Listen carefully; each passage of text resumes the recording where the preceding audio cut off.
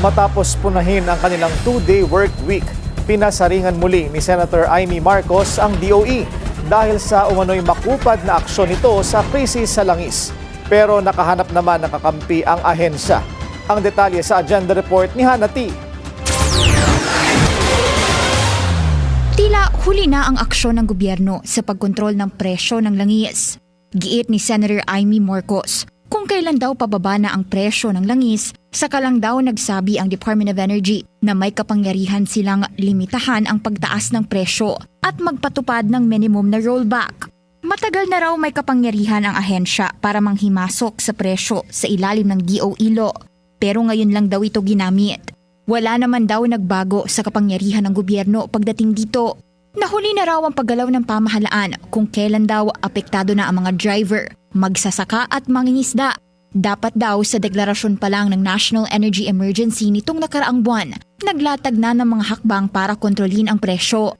Yan ay kasunod ng hakbang ng DOE na limitahan ang paggalaw ng presyo ng langis sa pamamagitan ng Executive Order 110 para mapabilis ang rollback. Ayon sa DOE, may kapangyarihan na ang pamahalaan i-monitor at gabayan ang presyo ng langis habang nananatiling sapat ang supply ng krudo sa bansa. Tingin ni Senator Amy, ngayon pa lang daw yata naaral ng pamahalaan ang kapangyarihan nila sa ilalim ng batas.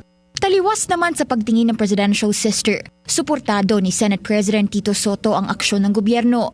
Pero pinaalala niyang dapat aralin ang panukala niyang buwagin na ang oil deregulation law para mabalik ang kontrol sa gobyerno pagdating sa presyuhan ng langis. Pwede na ba natin tanungin kung magkano bili nila?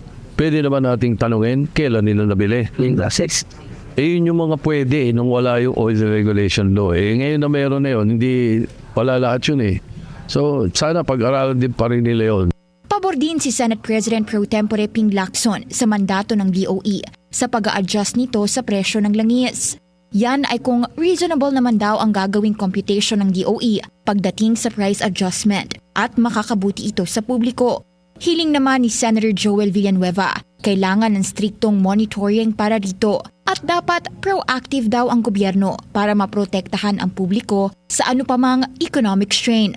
Para sa agenda, Hannah Tia, Bilyonaryo News Channel. Manatiling nakatutok sa Bilyonaryo News Channel. Sumubaybay sa aming social media accounts at mag-subscribe sa aming YouTube channel para sa mga eksklusibong balita at storya.